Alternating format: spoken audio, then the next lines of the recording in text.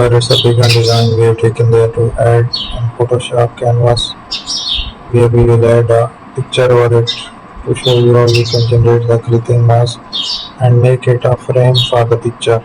So let's go to the finding the pictures here.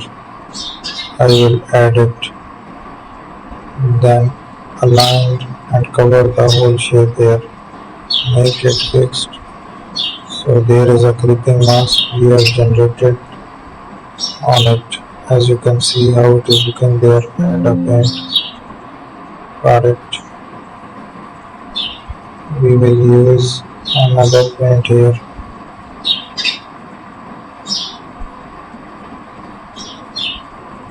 Thank you for watching our video. Don't forget to subscribe.